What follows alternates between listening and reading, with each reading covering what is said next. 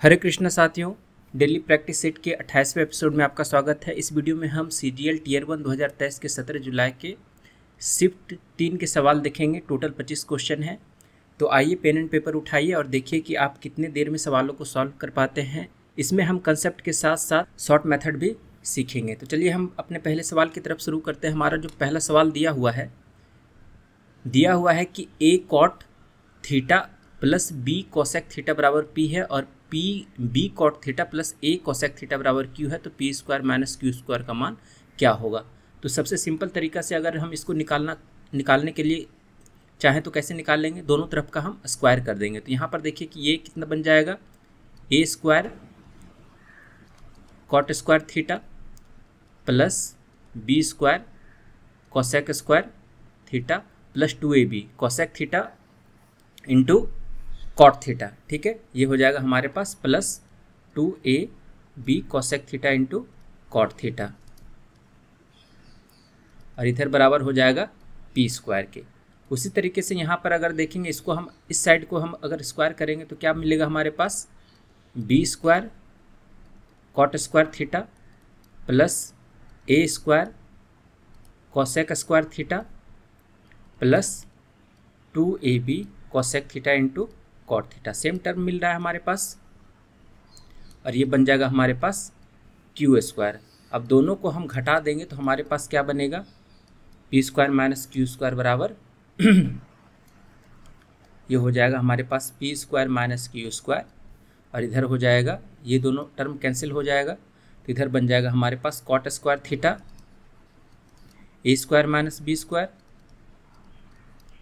Plus इधर हो जाएगा cosec square theta B square minus A square.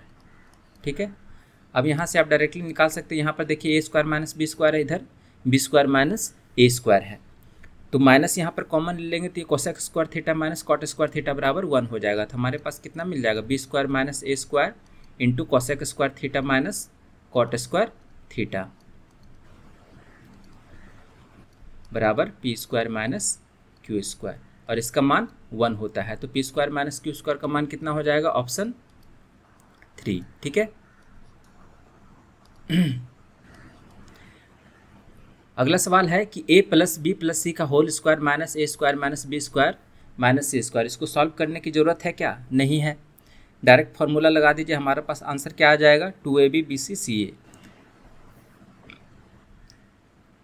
अगला सवाल है कि यदि गणित में उच्च शिक्षा प्राप्त करने के लिए गणित में कम से कम 60% अंक आवश्यक है तो कितने छात्र गणित में उच्च शिक्षा प्राप्त करने के लिए पात्र होंगे।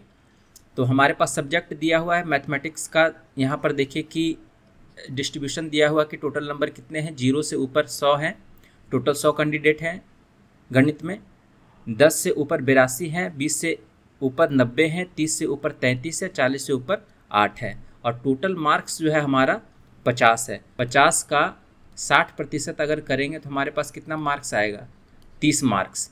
तो 30 मार्क्स देखेंगे कि 30 मार्क्स से ऊपर कितने कैंडिडेट आ रहे हैं। तो यहाँ पर देखिए कि 30 और ऊपर से एभव हमारे पास टोटल कितने हैं, 33 कैंडिडेट है। तो हमारा जो आंसर हो जाएगा वो ए हो जाएगा। अगला सवाल है कि 15% की छूट देने के बाद एक वॉशिंग मशीन का मूल्य 29,750 है।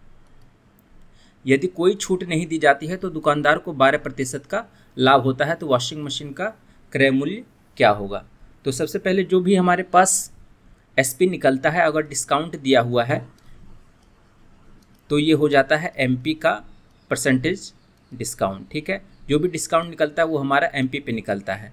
तो यहाँ पर एमपी कितना हो जाएगा, एमपी गुना प्रतिशत छूट कितना हो जाएगा, 85%। ठीक है, 15% छूट है तो 85% में बेच रहा है एमपी का और ये हो जाएगा हमारे पास 29,750। यहाँ से अगर हम एमपी निकालेंगे तो कितना बन जाएगा, ये कटने वाला होगा, 5 तिहाई 15 25 25, ये हो जाएगा हमारे पास 35,000 एमपी। अगर कोई डिस्काउंट नहीं दिया जाता है तो जो एमपी है वही हमारा एसपी हो जाएगा और हमारे पास परसेंटेज प्रॉफिट कितना है, 12%। ठीक है, तो क्रय मूल्य कितना हो जाएगा, तो क्रय मूल्य बराबर क्या होता है, विक्रय मूल्य गुना 100, तो 35,000 गुना 100 divided by 100 plus profit percent, तो ये हो जाएगा 12, 7 से कट जाएगा, 7 पच्चे 12, इधर से ये 2 बार में कट जाएगा तो 25, तो 25 गुना 25 हो जाएगा 625, 625 गुना 50, तो कितना निकल के आ जाएगा, 25 पच्चे 125, 31,250 रुपये हमारा आंसर हो जाएगा। ठीक है, चलिए अगले सवाल की तरफ बढ़ते हैं। सवाल दिया हुआ है कि प्रतिमा और दीक्षा अलग अलग टाइपिंग का काम क्रमशः 10 घंटे और 15 घंटे में पूरा कर सकती है। अकेले 4 घंटे टाइप करने के बाद प्रतिमा काम छोड़ देती है, तो दीक्षा शेष टाइपिंग का काम कितने घंटे में पूरा करेगी। ठीक है, तो यहाँ पर प्रतिमा है और यहाँ पर दीक्षा है। ये 10 घंटे में कर रही है और ये 15 घंटे में कर रही है एक काम को। तो 4 घंटे टाइप करने के बाद 4 घंटे का काम प्रतिमा का कितना हो जाएगा, 4/10 यानी कि 2/5। तो हमारे पास रिमेनिंग काम कितना बचा, 3/5। रिमेनिंग वर्क कितना बचा, 3/5। तो 3/5 काम को ये कितना देर में करेगी, तो एक काम को वो 15 घंटे में, एक काम को वो 15 घंटे में कर रही है दीक्षा। ठीक है, तो एक काम को 15 घंटे में कर रही है, 15 घंटे में, तो 3/5 काम को कितना देर में करेगी, 15 गुना 3/5, 5 तिहाई 15, 3 तिया 9। ठीक है, तो ऑप्शन हमारा 3 हो जाएगा। अगला सवाल है कि यदि एक घन के एक फलक का परिमाप 40 सेंटीमीटर है तो घन का आयतन क्या होगा। तो घन का एक फलक जो होगा, फलक मतलब हो गया इसका फेस। ठीक है, तो फेस जो होगा घन का, चारों भुजा जो है बराबर होगा, तो इसका टोटल फेस अगर ए है तो ये ए हो जाएगा। टोटल 4a बराबर 40 है, तो a बराबर कितना हो जाएगा, 10। तो वॉल्यूम कितना हो जाएगा, a का क्यूब बराबर 1000। ठीक है, तो हमारा जो ऑप्शन हो जाएगा ए हो जाएगा। अगला सवाल है कि वर्ष 2014 और 2012 में सभी कंपनियों में नियुक्त छात्रों के बीच अंतर क्या है। तो 2014 और 2012 में देख लीजिए कि हमारे पास 2014 है और 2012 है, इन दोनों के बीच का डिफरेंस हमको निकालना है। तो जोड़ लीजिए कि 19 13 कितना हो गया, 32 13 45 11 56 प्लस 7 63, इधर हो गया 63 और प्लस 8 8 16 4 20 4 24 3 27 यानी कि 2.7, ये हो जाएगा हमारा 65.7।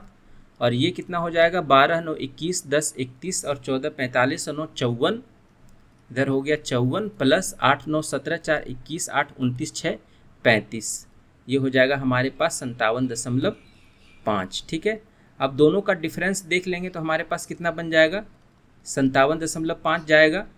तो 2 15 में से 7 जाएगा 8 और ये हो जाएगा हमारे पास 1। ठीक है, तो 8.2 है, इसको 1000 से मल्टीप्लाई करेंगे क्योंकि ये हमारा 1000 में है, इन थाउजेंड्स। ठीक है, तो ये हो जाएगा हमारा 8200। अगले सवाल की तरफ बढ़ते हैं। तो यहाँ पर 45 रुपये प्रति किलोग्राम वाले एक चावल को 3:2 के अनुपात में एक निश्चित दर पर दूसरे चावल के साथ मिलाया जाता है। यदि इस प्रकार बने मिश्रण की कीमत 50 रुपये प्रति किलोग्राम है तो दूसरे चावल की प्रति किलोग्राम कीमत क्या होगी। तो ऐसे सवाल को हम एलिगेशन अप्रोच से बनाएंगे। तो क्या यहाँ पर रखेंगे, हम सबसे पहले जो सीपी है फर्स्ट वाला उसको रखेंगे, यहाँ पर 45 है और दूसरे का निकालना है, तो दूसरे का x रुपये प्रति किलोग्राम है और टोटल 50 रुपये किलोग्राम है। ठीक है, मिश्रण की कीमत, तो यहाँ से निकल जाएगा जो 50 का मान होगा वो 45 और x के बीच में होगा, तो ये बन जाएगा हमारे पास x - 50 और इधर बन जाएगा 50 - 45 5, और इन दोनों का अनुपात 3:2 के रूप में हमारा दिया हुआ है। तो क्रॉस मल्टीप्लिकेशन करेंगे तो हमारे पास कितना निकल कर आएगा, 2x - 100 बराबर हो जाएगा 15, तो x बराबर कितना हो जाएगा 115/2 यानी कि 57.5, यही हमारा आंसर हो जाएगा, ऑप्शन 2। अगला सवाल है कि उस वृत्त की त्रिज्या क्या है जो त्रिभुज ABC के चारों ओर है और जिसकी भुजाएं क्रमशः 16 30 और 34 इकाई है। ठीक है, तो 16 ये है 16 30 और 34 इकाई है। तो अगर इसका आप रेशियो निकालेंगे तो आपको क्या मिलेगा, 2 से काटिए 8, ये 15 और ये 17, ट्रिपलेट मिल रहा है 8 15 17 का। इसका मतलब है कि ये समकोण त्रिभुज होगा, और समकोण त्रिभुज होगा तो जो इसका सबसे बड़ी भुजा होगी वो 34 सेंटीमीटर होगी। ठीक है, और ये हो जाएगा 16 और ये 30। तो पूछ रहा है कि वृत्त की त्रिज्या पूछ रहा है। तो यहाँ पर देखिए अगर ये समकोण त्रिभुज है तो इसके तीनों शीर्ष से होते हुए हम एक सर्कल निकाल सकते हैं। ठीक है, एक सर्कल निकाल सकते हैं इसको तीनों सिर से होते हुए, और इसका जो डायमीटर होगा वो हमारा इसका कर्ण होगा, है ना। तो ये कर्ण का आधा इसका रेडियस हो जाएगा, तो ये हो जाएगा 17 यूनिट इधर और ये हो जाएगा 17 यूनिट। ठीक है, तो हमारा ऑप्शन 2 हो जाएगा। अगला सवाल है कि how many of the following numbers are divisible by 132। 132 से विभाजित इसमें से कितनी संख्याएं होगी। तो 132 से विभाजित होने वाला कौन सा होगा, या तो 11 से डिवाइड होगा या तो 12 से डिवाइड होगा। तो यहाँ पर आप चेक कर लीजिए कि 11 से कौन कौन सा संख्या डिवाइड हो रहा है। अच्छा, 12 से, 12 में 3 का भी फैक्टर आता है, तो तीनों अंक का जोड़ अगर 3 से विभाजित है तो वो संख्या 3 से विभाजित होगी। ठीक है, तो 11 से चेक कर लें, ये वाला हो रहा है 7 5 12 4 16, ये 3 से नहीं हो रहा है। 9 2 11 4 15 ये होगा, और इसको देख लें 11 से, तो 11 8 88 11 44, यहाँ पर 2 संख्या होगा, दोनों से डिवाइड, यहाँ से विभाजित, और इधर हो जाएगा 4 1 5 5 10 2 12, ये भी हो सकता है 11 11 33 11 2 29, ये भी संख्या विभाजित होगी। 6 5 11 2 13 1 14, 3 से विभाजित नहीं है। 9 8 17 1 18 है, ये विभाजित है, तो 11 से भी ये विभाजित है यहाँ पर 11 और 11 8 88। ठीक है, फिर 5 4 9 2 11, 3 से विभाजित नहीं है। 7 2 9 1 10, 3 से विभाजित नहीं है। तो टोटल हमारे पास कितनी संख्या है, 4 संख्या। तो हमारा जो ऑप्शन हो जाएगा 4 हो जाएगा। अगला सवाल है कि एक निर्वाचन क्षेत्र में मतदाता सूची में कुल लोगों में से 90% ने चुनाव के दौरान वोट डाले गए 15% वोट अवैध घोषित किए। जीता को वैध वोटों से 60% वोट मिले। यदि जीता को 91,800 वैध वोट मिले तो मतदाता सूची में कुल लोगों की संख्या क्या थी। तो यहाँ पर देखिए कि टोटल वोट जो है हम मान लेते हैं कि 100x है। 100x में 90% वोट डलाया, ठीक है, और 15% वोट अवैध घोषित हो गया, यानी कि 90 का 85% ही वोट यहाँ पर हुआ। तो यहाँ पर टोटल इसके पास वैध वोट हो जाएगा 90x का 85%, और इसका जो है 60% 91,800 के बराबर होगा। ठीक है, तो इसको हम सॉल्व कर लेंगे। 90x का 85/100 और गुना 60%, 60/100 बराबर 91,800। ठीक है, अब इसको कैलकुलेट कर लेंगे। ठीक है, 2000, और टोटल हमारे पास 100x था, तो गुना 100, तो 2 लाख वोट हमारा आंसर होगा। अगला सवाल है कि 12 आदमी और 16 लड़के एक काम को 5 दिन में कर सकते हैं। तो 12 आदमी, 12 मेन प्लस 16 बॉय, ये इस काम को 5 दिन में करेगा, जबकि 13 आदमी मतलब 13 मेन प्लस 24 लड़के, है ना, 24 बॉय, इस काम को 4 दिन में कर सकता है।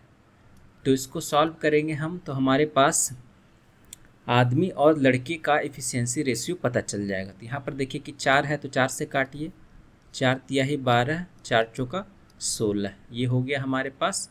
5 तिया 15m और इधर 13m, 2m बराबर 5 चौका 20b 24b। ठीक है, तो ये हो जाएगा हमारे पास 4b। तो 2 दूनी ये कट गया 4, तो m और b का जो रेशियो है वो निकल कर आ गया 2:1। अब क्या करना है कि 29 आदमी प्लस 22 लड़के इस काम को कितनी देर में कर सकते हैं, कितने दिन में। 29m प्लस 22 लड़के, 22 बॉय, मान लेते हैं d दिन में करेंगे। और टोटल काम कितना है, 12m गुना 16b गुना 5, या फिर 13m प्लस 24b गुना 4। इन दोनों में से कोई भी हम एक उठा लेंगे इक्वेट करने के लिए। तो क्या बन जाएगा हमारे पास, 12m, 12 गुना 2 24 प्लस 16 40 गुना 5 200। तो d कितना निकल जाएगा, 200 डिवाइडेड बाय 29 गुना m, 29 गुना 2 रखेंगे m की जगह पे, 29 दूनी 58 प्लस 22 कितना हो जाएगा 80, ये हो जाएगा हमारे पास 80। तो ये कट करेंगे, 4 5 6 20, 4 दूनी 8, 5/2 मतलब 2.5 दिन, ऑप्शन ए।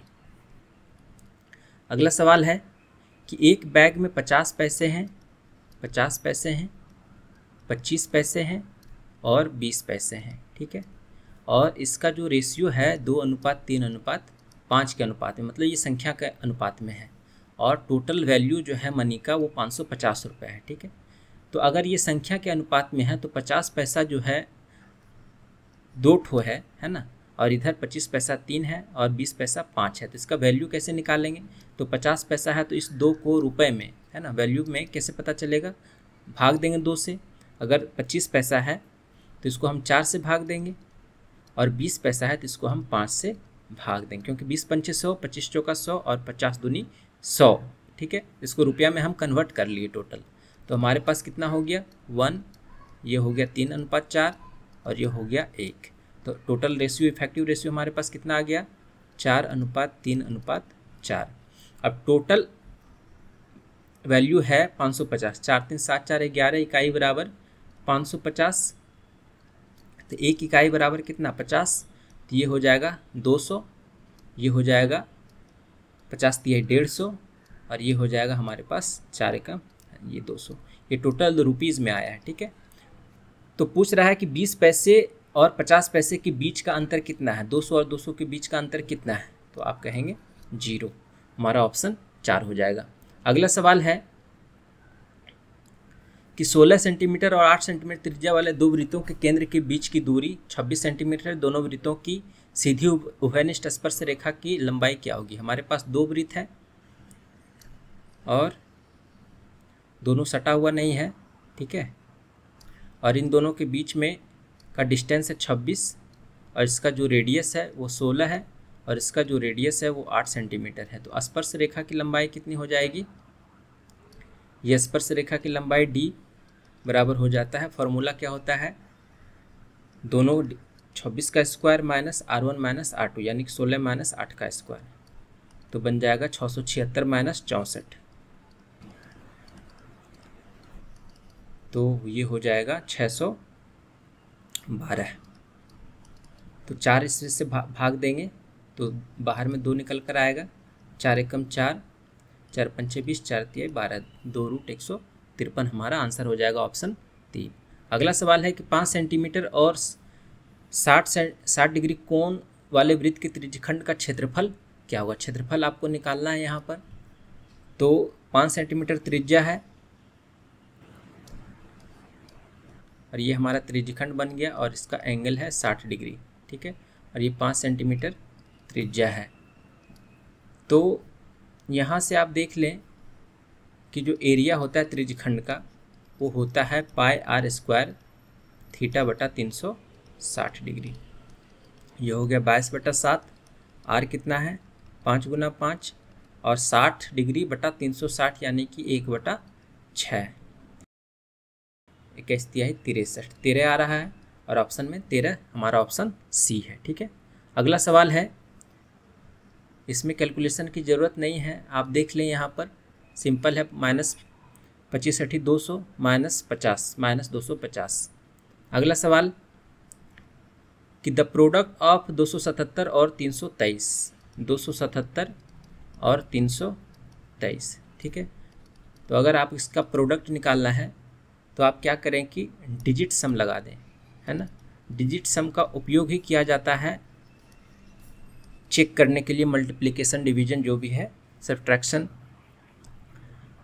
तो इसका डिजिट सम कितना आएगा? 2 7 9 7 16, ये आ गया 7, और इसका सिंगल डिजिट कितना हो जाएगा? 3 2 5 3 8, 7 8 56, 5 11, 8 7 56 हो जाएगा।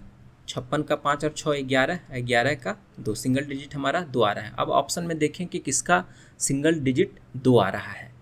तो आप आए यहाँ पर देखिए कि 9 है, 9 8 17 3 20, 9 29 और 1 30, इसका 3 आ रहा है। 9 1 10 3 13 7 20 1 21, इसका भी 3 आ रहा है। 8 8 16 4 20, 7 27 और 1 28, 8 2 10, इसका 1 आ रहा है। यहाँ पर देखिए 9 8 17 4 21, 7 28 और 1 29, 29 तो कितना आ रहा है? 29। ठीक है, 29 का आ गया, 9 2 11, फिर आ गया 1 1 2, 2 आ रहा है। तो इसका मतलब है कि हमारा मोस्ट प्रोबेबल आंसर यही होगा, ऑप्शन ए।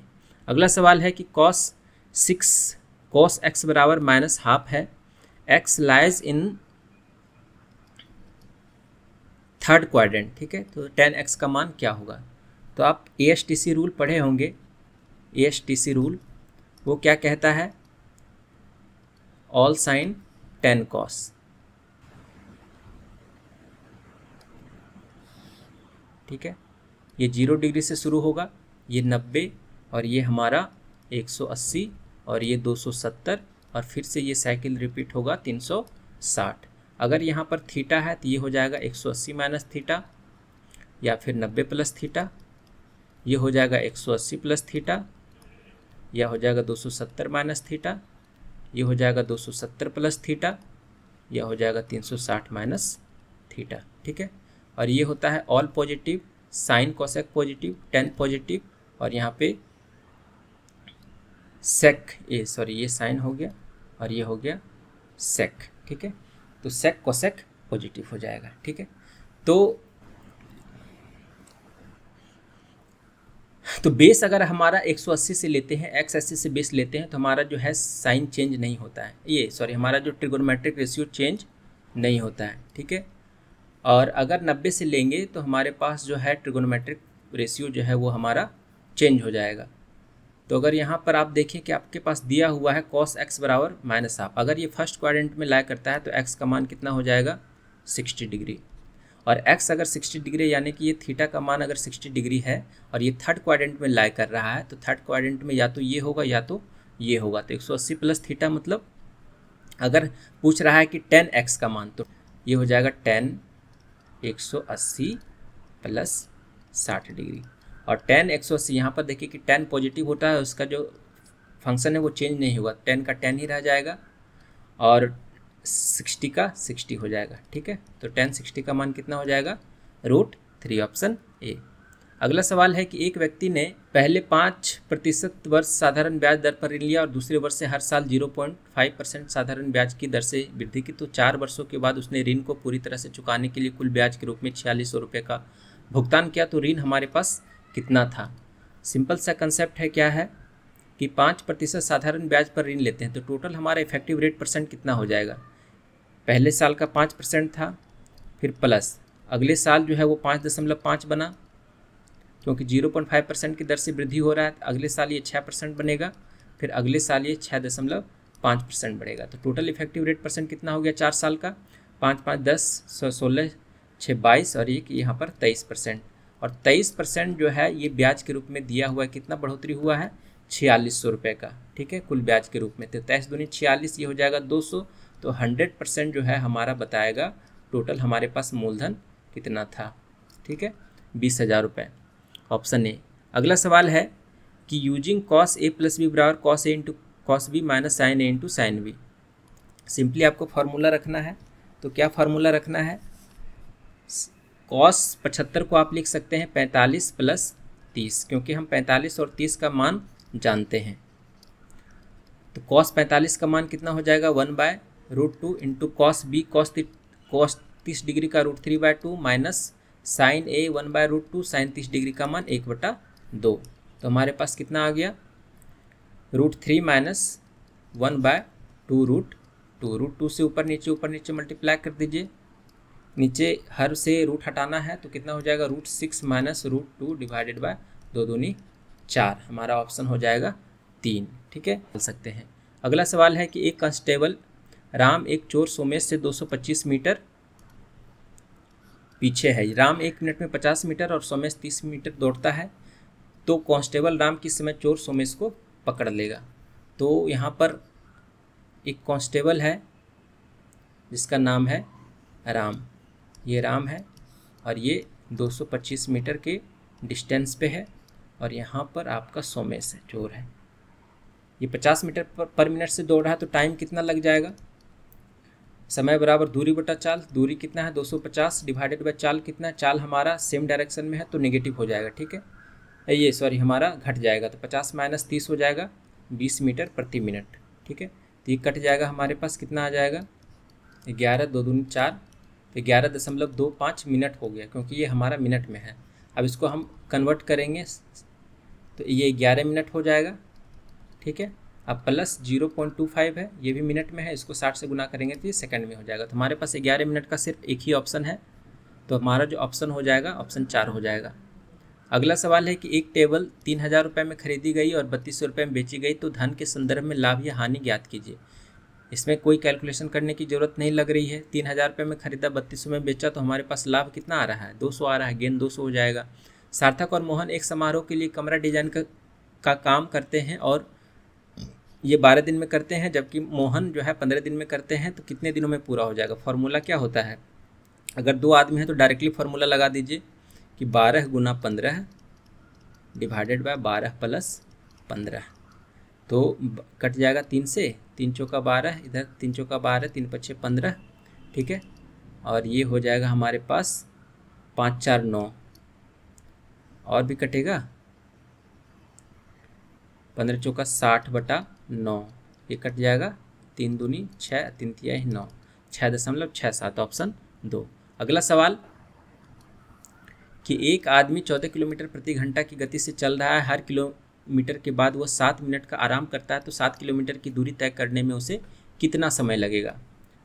तो यहाँ पर देखिए कि आपके पास एक आदमी है, वो 14 किलोमीटर प्रति घंटा की गति से जा रहा है और टोटल कितना जा रहा है? वो 7 किलोमीटर जा रहा है। यहाँ से यहाँ तक टोटल 7 किलोमीटर है और वो हर किलोमीटर के बाद 7 मिनट का आराम करता है। इसका मतलब है कि वो 6 किलोमीटर तक आराम किया होगा।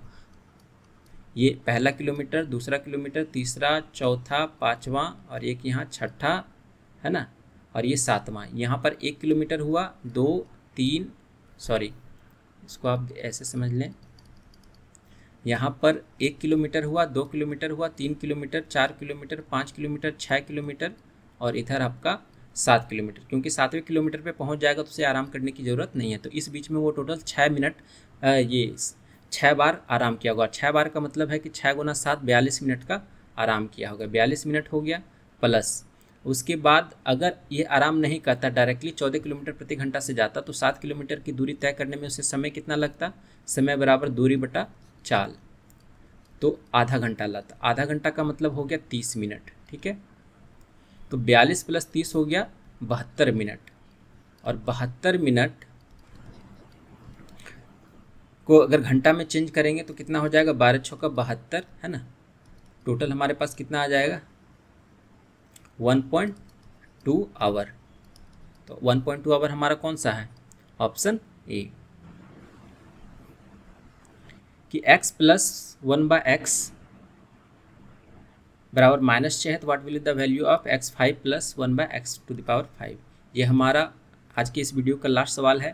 तो चलिए इसको जल्दी से सॉल्व करते हैं। तो x5 प्लस 1/x5 को तोड़कर हम लिख सकते हैं x² प्लस 1/x², 2 और 3 के कंसेप्ट में, और x³ plus 1/x³ minus x plus 1/x, ठीक है। ये तोड़ना आपको आना चाहिए और यहाँ से आप डायरेक्टली निकाल लीजिए। तो x² प्लस 1/x² का मान कितना होगा? तो 36 माइनस 6 का स्क्वायर, 36 माइनस 2, ये हो जाएगा 34, और ये हो जाएगा -6, सॉरी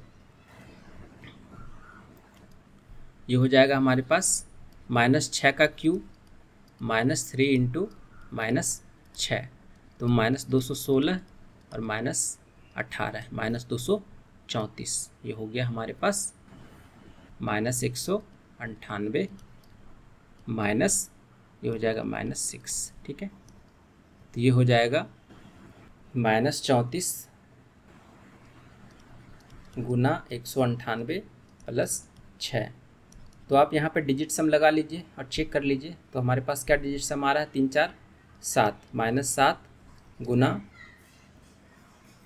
इधर हो जाएगा हमारे पास 8 9 17 1 18, ये 9, ठीक है, प्लस 6, तो 9 7 63, -9 प्लस 6 -3 आ रहा है, ठीक है।